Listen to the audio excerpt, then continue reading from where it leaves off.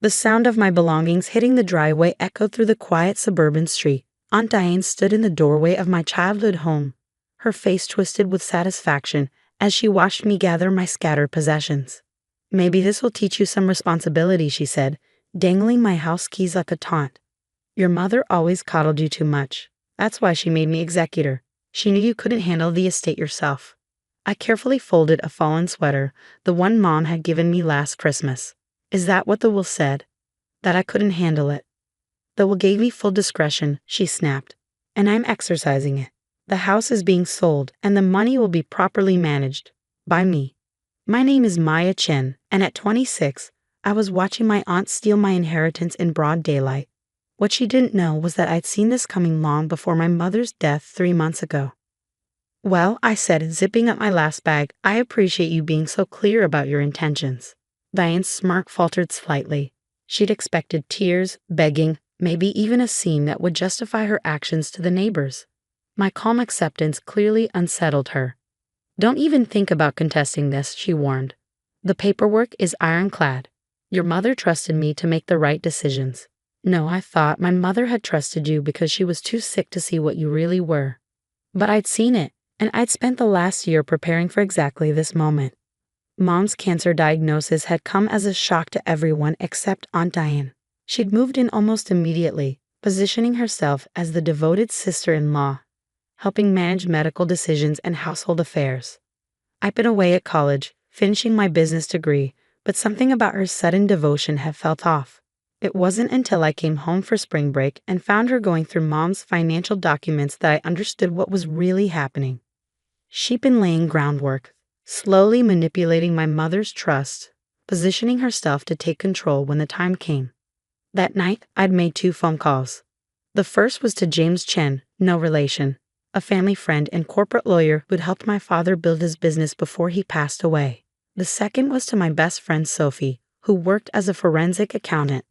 "Your aunt's been busy," Sophie had told me after reviewing the documents I'd managed to copy. "She's already set up 3 separate LLCs and started transferring assets.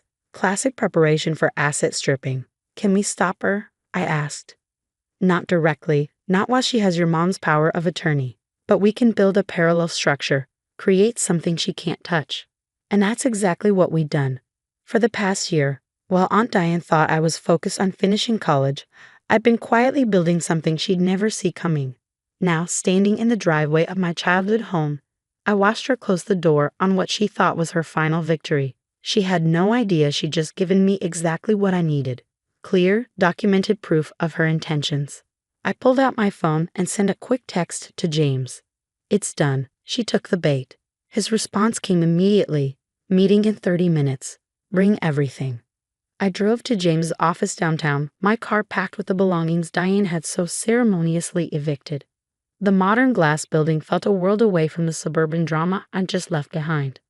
"Right on time," James said as I entered his conference room. Sophie was already there, laptop open, along with 2 other people I recognized from our planning sessions, Michael from the SEC and Sarah from the district attorney's office. "She did exactly what we predicted," I said, setting my phone on the table. "I recorded everything." She explicitly stated her intention to sell the house and manage the money herself. Sarah nodded, making notes. "Perfect. That's the last piece we needed." The recording, combined with the documentation of her asset transfers over the past year, gives us a clear pattern of financial abuse. "What she doesn't know," Sophie added, turning her laptop so I could see the screen, "is that we've been tracking every move. Every shell company, every hidden account, every manipulated document. It's all here." I looked at the complex web of transactions she'd mapped out. Diane had been thorough, I had to give her that. She'd spent months setting up her scheme, probably thinking her business degree and real estate license made her smarter than everyone else. But she'd forgotten one crucial detail. My father hadn't just been a successful businessman. He'd been an expert at corporate structure and asset protection. And before he died, he taught me everything he knew. "Show her," James said to Sophie. Sophie pulled up another screen, this one showing a different set of business entities and transactions. "While your aunt was busy stealing your inheritance the old-fashioned way, we built something much more sophisticated." There it was, Peterson Innovation Group, the company I'd officially founded 6 months ago using the trust fund my father had left me. The one asset Diane hadn't known about because Dad had set it up through a separate law firm. The best part, Sophie continued, is that we used her own playbook against her. Every time she set up a shell company, we created a parallel structure. Every property she tried to transfer, we established a competing claim. It's all perfectly legal, completely documented, and absolutely bulletproof. And now that she's explicitly stated her intentions to sell the house, Sarah added, we can move forward with the fraud charges. I sat back, feeling the weight of the past year's secret work finally lifting. What happens next? Michael from the SEC spoke up for the first time. We move fast. The documentation shows she's already trying to list the house. Once she enters into a contract with a real estate agent, we've got her on multiple felony counts, attempted fraud, elder abuse, fiduciary misconduct. And the inheritance? I asked. James smiled. That's where it gets interesting. Remember those 3 shell companies she set up? Turns out they're all subsidiary to Peterson Innovation Group. She just doesn't know it yet. Everything she thought she was stealing, she's actually been transferring it right back to you. I couldn't help but laugh. Dad would have appreciated the irony. One more thing, Sophie said, pulling out a file. Remember that rental property she convinced your mom to sign over last month? We found some interesting discrepancies in the paperwork. Looks like she forged your mother's signature, and we can prove it. The pieces were all falling into place, just as we planned.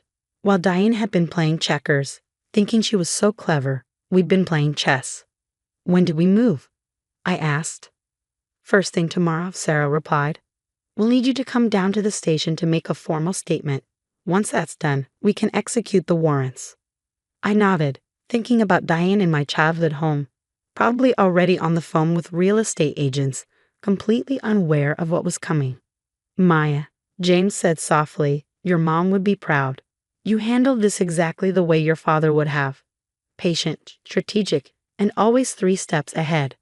I touched the locket I wore, the one containing photos of both my parents. They taught me well. Dad always said the best offense is a good offense, and Mom taught me that sometimes you have to let people show their true colors before you can deal with them properly.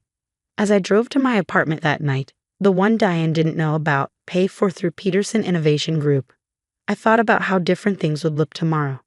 The aunt who thought she'd thrown me out on the street was about to learn a very expensive lesson about underestimating people. The next morning dawned crisp and clear. I arrived at the police station early, dressed in the same business suit I'd worn to Mom's funeral. Detective Sarah Morgan was waiting for me, case files spread across her desk. Ready? She asked as I sat down. I nodded, pulling out my phone with the recorded conversation from yesterday. More than ready. For the next 2 hours, I gave my official statement, documenting every step of Diane's scheme. The forged signatures, the manipulated bank transfers, the careful grooming of my mother during her illness. All of it laid out in precise, devastating detail. This is one of the most well-documented cases of estate fraud I've seen, Sarah said, reviewing my statement. Most people don't realize what's happening until it's too late. I had good teachers, I replied, thinking of Dad's lessons about business protection and Mom's quiet wisdom about watching people's actions rather than listening to their words. At exactly 10 a.m., 3 police cars pulled up to my childhood home. I watched from Sarah's unmarked vehicle as officers approached the door.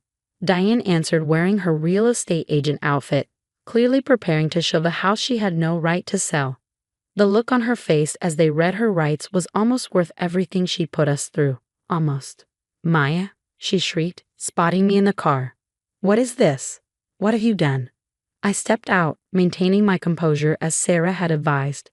I haven't done anything, Aunt Diane. You did this yourself. Every forged signature, every hidden account, every lie you told Mom while she was dying. You did all of that. Her face contorted with rage. You ungrateful little. Your mother wanted me to handle things. She knew you weren't ready. Actually, James said, appearing from his car with a folder, we have evidence that you manipulated those documents. The real estate transfer from last month. Our forensics team found conclusive proof that you forged your sister-in-law's signature. She was in the hospital that day, heavily sedated. Couldn't have signed anything. Diane's face went pale. That's not. And then there's the matter of the shell companies, Sophie added, joining us.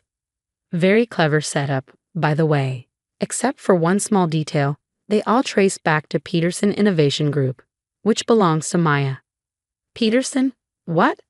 Diane looked confused, then horrified as understanding dawned.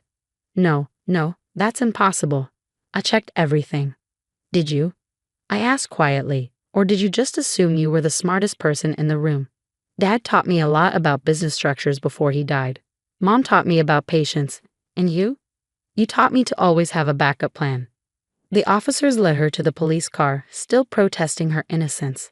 I watched as they drove away, feeling strangely empty. This wasn't a victory to celebrate, it was the sad end of another chapter of loss. Inside the house, everything was exactly as Mom had left it. Family photos on the walls, her favorite reading chair by the window, even her gardening magazine still open on the coffee table. Diane hadn't changed anything yet, probably too busy planning her big sale. We'll need to document everything, Sarah said gently. Evidence for the case. I nodded, moving through the rooms of my childhood home. In Mom's office, we found more evidence of Diane's schemes, drafted sales contracts, listings she prepared, even brochures for retirement communities where she planned to stash Mom's antique furniture for safekeeping. The most damning discovery came in a hidden folder on her laptop. Emails dating back over a year, showing how she planned everything while Mom was still relatively healthy. She'd been positioning herself to take control long before the cancer made Mom vulnerable. This explains why she moved in so quickly, Sophie said, reviewing the emails. She'd been planning it for months, just waiting for the right moment. The investigation moved quickly after that. Faced with overwhelming evidence, Diane accepted a plea deal, 5 years in prison, full restitution, and permanent revocation of her real estate license. The hardest part was facing the family. Mom's siblings were horrified when they learned what their sister-in-law had done. They'd all trusted her, believed her stories about protecting the family assets from my supposed irresponsibility.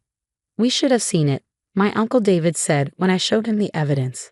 All those times she talked about protecting Helen's interests, she was really just protecting her access to the money. Peterson Innovation Group, meanwhile, had grown beyond its original purpose as a protection against Diane's schemes. The business structures we created to shield my inheritance had attracted attention from other families facing similar situations. You should consider expanding, James suggested during a meeting 6 months later. There's a real need for this kind of protection. Your father would have loved the irony, turning Diane's attempted theft into a legitimate business helping other families. He was right. Within a year, Peterson Innovation Group had evolved into a specialized consulting firm, helping families protect their assets from predatory relatives and fraudulent executors. Every case reminded me of Mom, of how vulnerable even smart people can be when faced with illness and manipulation. I kept the house, of course. Restored Mom's garden, maintained Dad's study exactly as he'd left it. Some things are worth more than money, something Diane had never understood. 1 year to the day after Diane's arrest, I received a letter from her. The prison return address made my stomach turn, but I opened it anyway. Maya, I've had a lot of time to think about what I did. The counselors here say I should take responsibility, show remorse. But the truth is, I'm mostly angry at myself for underestimating you. You're more like your father than I ever realized. I won't ask for forgiveness. We both know I don't deserve it. But I want you to know that I finally understand what Helen and David saw in you. The quiet strength, the strategic mind, the patience to wait for the right moment. You beat me at my own game, and you did it without compromising who you are. Asterisk Diane. I filed the letter away with the rest of the case documents. Her recognition meant nothing. The aunt who'd helped raise me, who'd been at every birthday and graduation, had died the moment she decided to betray my mother's trust. The following spring, I established the Helen Chen Foundation, focusing on supporting families affected by cancer and financial abuse. Its first initiative was a program helping terminal patients protect their estates from manipulation. Your mom would love this, Sophie said during the foundation's launch event. Using what happened to help other families, it's exactly what she would have wanted. She was right. Mom had always taught me that the best revenge isn't about getting even. It's about making sure the same thing doesn't happen to someone else. I still wear the locket with their photos. But now, when I look at their faces, I don't just see what I lost. I see what they gave me: Dad's business acumen, Mom's patient wisdom, and the strength to stand up for what's right, even when it hurts. Diane had thought she was taking my inheritance. Instead, she'd given me the opportunity to build something bigger than myself, a legacy that would help others protect what matters most. Sometimes, on quiet evenings, I sit in Mom's reading chair and think about how differently things might have turned out if Diane had just been honest. If she'd worked with me instead of against me, we might have built something together. But she chose her path, and I chose mine.